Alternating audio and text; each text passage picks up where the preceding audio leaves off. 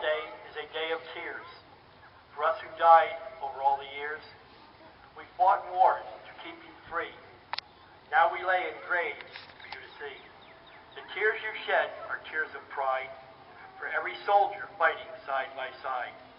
Alive or dead, we proved our worth in the closest thing to hell on earth. We were different, one and all, but in times of need, we heard the call. Brothers all, for country's sake, we may bend but never break. So remember us and say a prayer for all the soldiers everywhere. For those of us who got the call, please pray that God will bless us all. Thank you.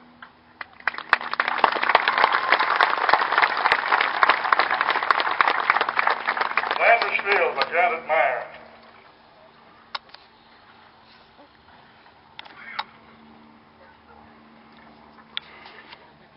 In Flanders fields the poppies blow, between the crosses, row on row, that mark our place, and in the sky, the larks, still bravely singing, fly.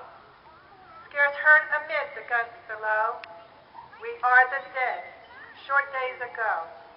We lived, felt dawn, saw sunset glow. Loved and were loved, and now we lie in Flanders fields. Take up our quarrel with a foe, to you from failing hands we throw. The torch be yours to hold it high. If ye break faith with us who die, we shall not sleep, though poppies grow in Flanders fields.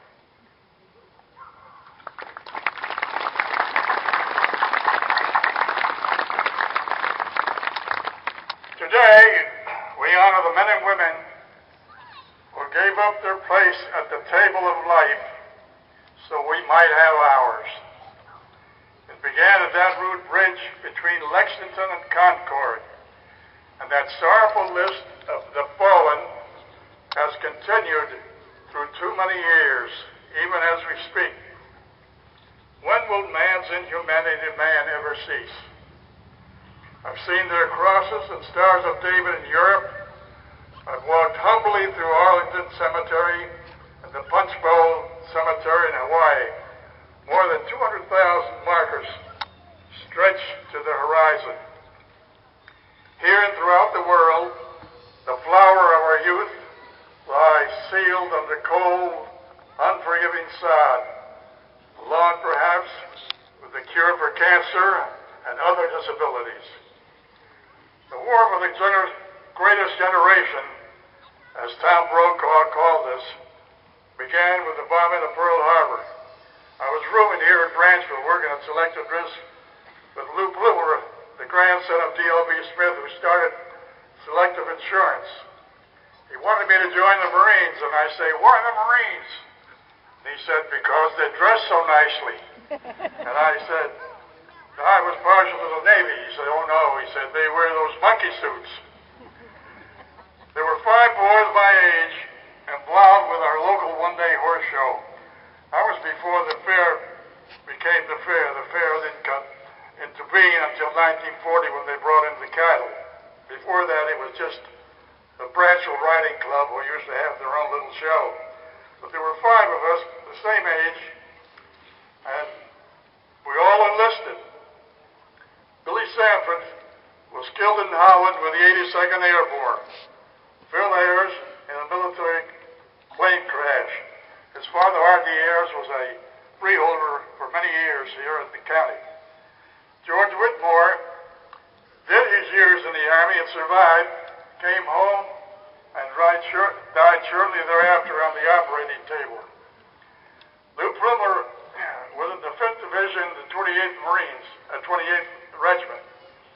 They were the ones who raised the flag at Suribachi. He died on the 22nd of February, 1945, leaving a 2-month-old daughter he never saw. She comes to the fair every year because he was always so much a part of it. I was in the Navy from 1942 to 1946, and then perhaps, as an obligation to my friends who didn't return, was in the active reserve during Korea and the Vietnam Wars. Our Navy Transport Squadron, BR-934, took Navy SEALs to Vietnam, some of them on their second tour in harm's way, since there were only 2,000 SEALs in the Navy. There is something about the SEALs that is close to home. Jason Mortimer went to Pingree in Martinsville with my grandson Billy. His mother's a friend of my daughter Karen, and we have met both Jason and his mother a number of times. Jason then graduated from Minneapolis and went into the SEALs. He's a senior lieutenant and was in charge of that sniper team that eliminated the pirates and freed the U.S. ship's captain they had kidnapped. Jason is a New Jersey boy and one we can really be proud of. I'm happy to be his friend. Read, if you will, and probably some of you have, Flags of Our Fathers by James Bradley. His dad was one of the 6 who raised the flag at Suribachi, which is now a national monument. He tells the tragic and terrible story of the battle with his 2x5 volcanic island, fortified by concrete and steel pillboxes. There were 16 miles of tunnels connecting those boxes. They were rooms 75 feet deep in the rock, with a 400-bed hospital, and every inch of the island was mapped for crossfire. Heavy guns in Suribachi could be fired and pulled back into caves.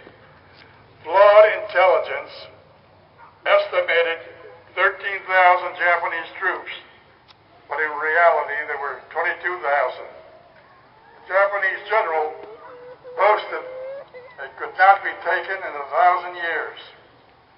It was to be hit by naval gunfire for 7 days, but the admirals, to our shame, pulled out after 2.5 days, doing very little damage to the fortifications. The first wave of Marines was literally cut to ribbons. They were just annihilated. The second wave walked on the bodies of their comrades. The volcanic sand made it difficult to dig foxholes. Wounded Marines in litters on the beach, and people in landing boats to retrieve them were slaughtered. They estimated the island could be taken in a week. It took over a month, and the dead totaled nearly 6,000. The wounded, 14,000.